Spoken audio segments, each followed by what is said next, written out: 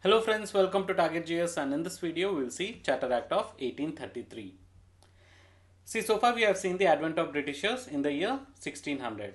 Alright, in the year 1600, and then we have seen the need for regulating act which was done in the year 1773, and then there were some amendments that were made in the year 1781, and then came into the picture of Pitt's India Act of 1784.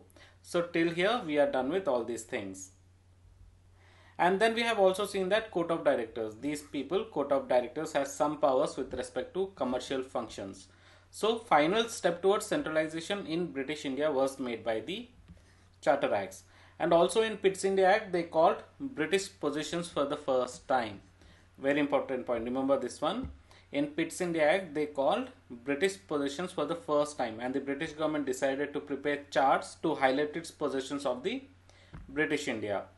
So here comes a picture of Charter Act of 1833, and here the government decided that instead of Governor General of Bengal, let us make Governor General of India, and the first Governor General of India was Lord William Bentinck. Very important point, remember this one.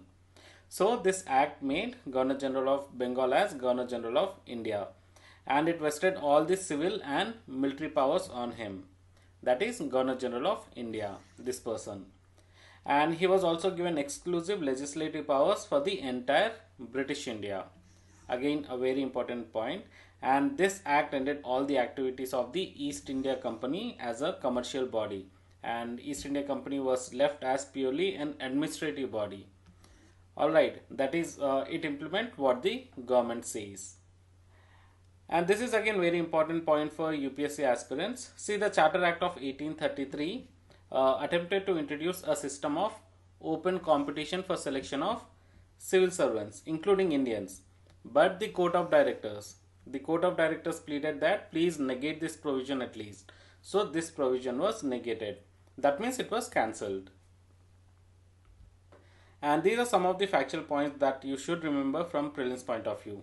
So the first one is that this act was the final step towards centralization in British India. Alright, this act was the final step towards centralization in the British India. And the laws made under the previous acts were called as regulations, while the laws which are made under this act were called as acts from here on. And third one is that it ended the activities of the East India Company as a commercial body, which became a purely administrative body, and it provided that company's territories in India were held by it in trust for His Majesty, his heirs and successors. And the fourth one is that Bombay and Madras presidencies lost their legislative powers through this act, and Law Commission was constituted through this act. Again, a very important point. So that is all about Charter Act of 1833, and in the next video we'll see Charter Act of 1853. And if you like these videos, then please like, share and subscribe to this channel. Thank you.